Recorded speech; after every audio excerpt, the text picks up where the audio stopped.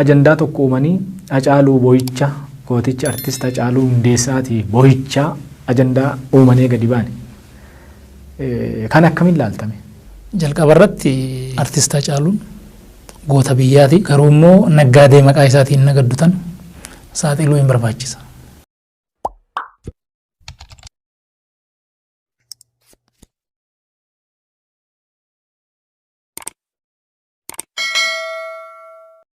Tole akkam jirtu kabajamtoota hordoftootaa fi daawwattoota maatii chaanalaa YouTube bakka jirtanitti nageenya rabbii isiniif haa baay'atu. Guyyaa har'aa kana viidiyoo kan biraatiin walitti deebinee jirra. Viidiyoon keenya kan guyyaa har'aa kun immoo akkuma taayitilii irratti argitanii jirtan yookaan immoo akkuma viidiyoo kana jalqaba irratti agartanii jirtanii waa'ee obbo Taayyee Danda'a jechuudha. Obbo Taayyee Danda'a maal godhe kan jedhuuf immoo dhimma filannoo ta'ee darbee irratti fi akkasumas dhimma waa'ee albeema Hacee irratti jechuudha. Waa'ee dhimma albeema Hacee kana xiqqoo isiniifan ibsa. Namoonni baay'een keessan beektu sooshaal miidiyaa kana gubbaa irratti odeeffamaa yookaan maxxanfamaa ture. YouTube irrattis baay'ee gadhiifamaa ture. Egaa dhimma waa'ee albeema Hacee kana irratti gabaabsee isiniifan kenna.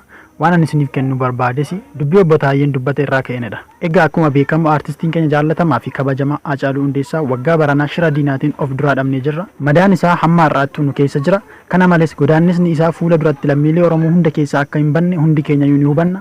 Egaa dhimma kana ilaalchisee akkuma Haceen addunyaa kana irraa boqotee waggaa isaa kanatti yaadannoo isaadhaaf muuziqaalee inni osoo lubbuudhaan jiru hojjechaa ture. Albeemiin isaa hojjetamee xumuramee jira. Isa kanaaf immoo guyyoota fuula keenya dura jiran muraasa keessatti gadhiifamuudhaaf akka jiru daayirekteerri beekamaan yookaan jaallatamaan muuziqaa ilmaan Oromoo hojjetan keessatti qooda guddaa taphachuudhaan beekamu amansiisaa ifaa fuula feesbuukii isaa irratti guyyaa 3 dura maxxansee jira.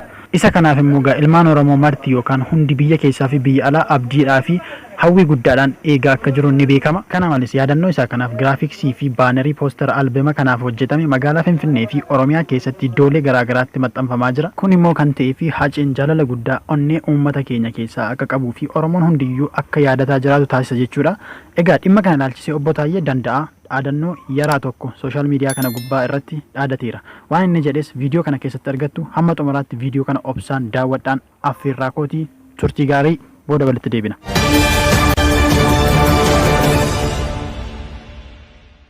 Itoophiyaan dhiyeenya kana kalee malee hin gadda filannoo marsaa jaffaa taasistee jirtiiti.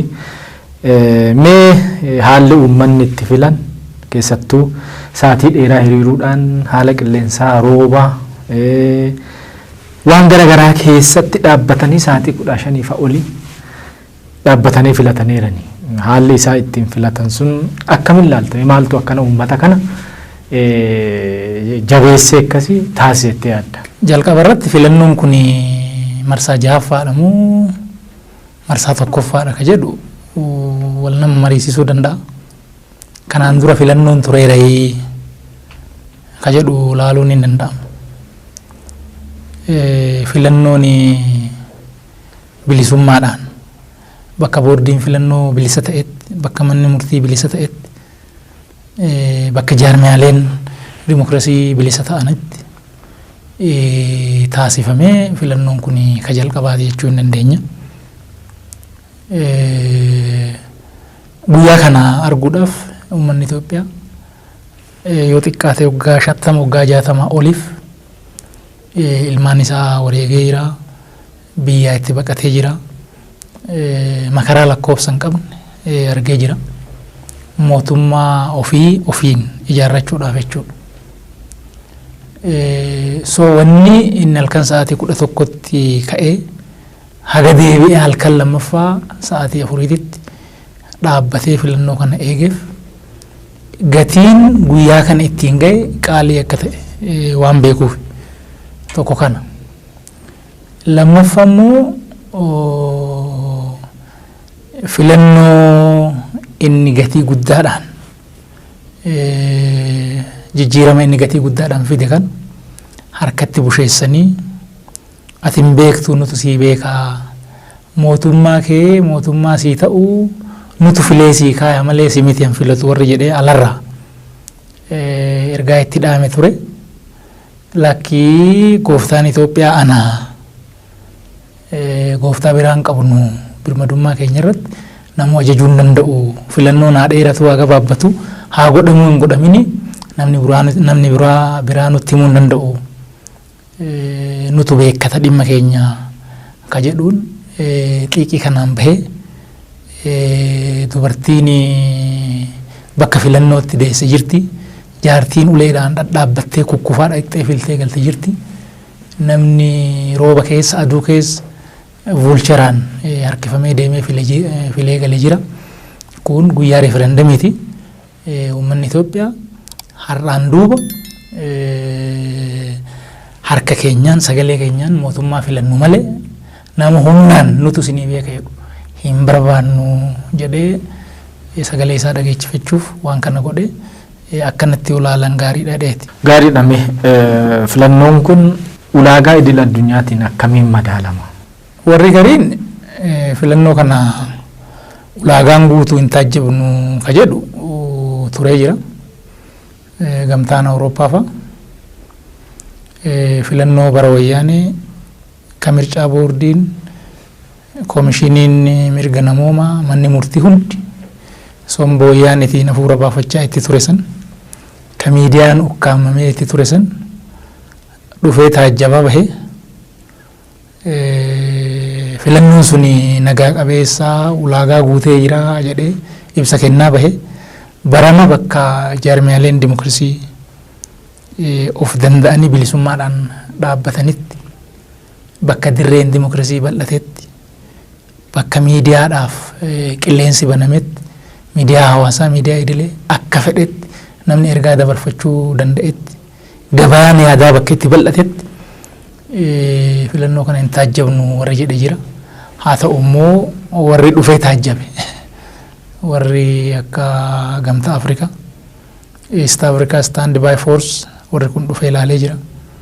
Filannoon kun filannoo Afrikaadhaaf fakkeenya ta'uu danda'u akka ta'e himanii jiranii. Miidiyaaleen addunyaa sadarkaa Afrikaa keessatti mul'atee hin beekneen waan kana laayivii garsiisanii jiranii akkaataa namni itti hiriire akkaataa namni ifaaf bilisan baalota booksiin ifa taa'e namni sagalee itti kennee ba'u kana hunda argisiisanii jiranii. Kun ulaagaa kamiinuu Itoophiyaan biyya dimokiraasii irratti gorsan odoo hin ta'in biyya dimokiraasii nama barsiiftu akka taate addunyaadhaaf agarsiisee jira jechuudha.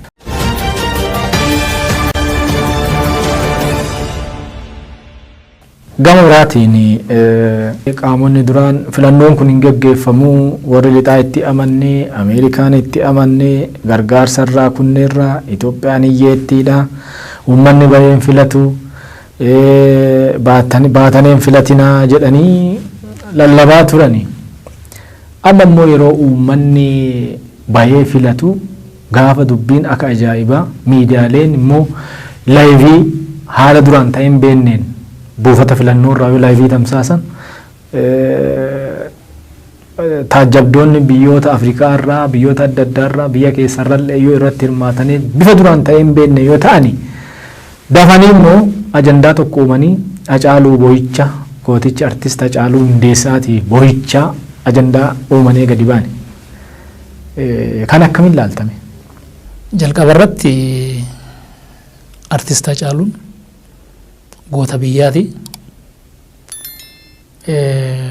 San yeroo hundaa oggaa eeganii odoo hin ta'in guyyaa guyyaadhaan yaadachuun hin barbaachisa. Goota biyyaatii wareegama baasee jira. Injifannoo dhufe kana keessattis nama qooda olaanaa qabu saniif kabaja qabna. Garuu immoo naggaadee maqaa isaatiin nagaddutan saaxiluu hin barbaachisa. Gaafa inni lubbuun jiru qeerroo jirtuurraa gara feerroo bittuutti jijjiiramtee jettee maqaa isaa cabsaa turte hin beekamu. Gantuudha jettee xurii isa dibaa turte. Gaafa inni jiru isaa ol nama jibbitu hin qabdu. Ammoo gidiraa ishiin diina wajjin xaxxeenyaan lubbuun isaa badees. Akkuma amalaa ta'e jarri kun filannoon kun hin milkaa'a ka jedhu yaadan qabu ture. Jarri amma ajandaa kanaan gabbaa'e. waan isin jettee uummata keenya uummata fayyaaleeyyii biyya alaa jiru kan gowwoomsaa turte. Filannoon kun hin ta'u uummanni kaardii hin fudhatu jette. Hin fudhatinaa jettee lallabde.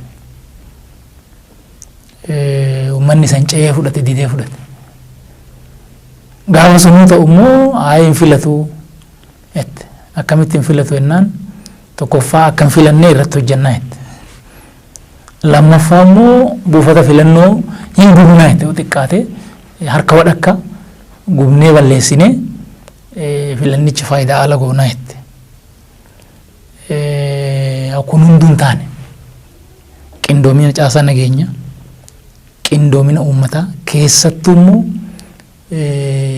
wareegama dargaggoonni keenya baasaniin filannoon kun bifa nama ajaa'ibuun bifa addunyaa rifaasiseen gaggeeffamee nagaan xumuramee jira. Amma waan sobaa bayan san akkanan jenne meerri akkasiin jettan san ta'ee jedhee namni akka hin gaafanne maal godhan daddafanii dubbii kana achumatti dhiisanii ajandaa biraa fuudhanii ol ba'an jechuudha. Waan saniin horii baay'ee guurrataniiran baay'ee walitti qabataniiran horii nyaatamee dhumee jira. Eessa dhaqee wanni nuun jettan sun meerre ta'ee maa sobdanii akka namni hin jenne maal godhan isa achumatti dhiisanii ajandaa bo'aa hanbiraa fidatanii dhufan. Ajandaa bo'aa hanbiraa fidatanii dhufan. Maqaa gootaa qabatanii as ba'an. Jaalala isaatiif miti ittiin nagaduuf. Ittiin nagaduuf. Innaa uummanni keenya itti baree jira waan jara. Uummata keenya amma gowwoomsuu hin danda'ani. Uummanni keenya uummanni Oromoo uummanni biyya kanaa akkuma walii galaatittu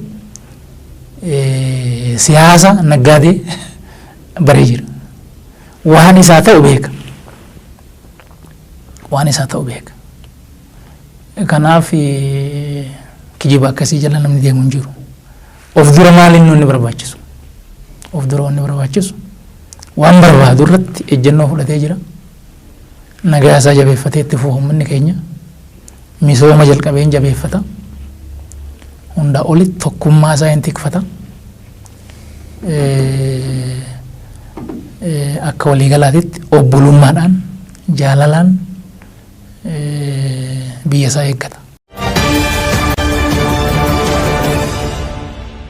Egaan kabajamtoota daawwattoota keenya viidiyoo ani guyyaa har'aaf qabadhee dhufe isa kana fakkaataan ani kanan jedhu namni yoo nama sodaachuu dadhabe maal ta'a waaqayyoon sodaate. Dubbii obbo Taayyeen dubbate keessaa bakka itti dhugaan haasa'ame jira, bakka itti sobnis yookaan kijibni fokkisaan dubbatame jira. Kamiifiyyuu daawwattoonnii fi dhaggeeffattoonni keenya yaada viidiyoo kana irratti qabdan koomentii irratti nuuf barreessaa. Dhugaan kan waaqaatti guyyaa tokko deebi'ee gala. Bakki dhugaan jiru kamillee dukkanaa fakkaatus guyyaa tokko ni ifa. Ani karaa koo xumureen jira. Guyyaa kan biraa viidiyoo kan biraatiin hamma walitti deebinutti viidiyoo kana like, share, comment gochuu hin dagatinaa. Obboleewwan yeroo jalqabaaf gara chaanala keenyaa dhuftan immoo subscribe gochuudhaan maatii chaanala keenyaa ta'an affeerraa kooti. Guyyaa biroo viidiyoo birootiin deebi'an nufa nagaatti.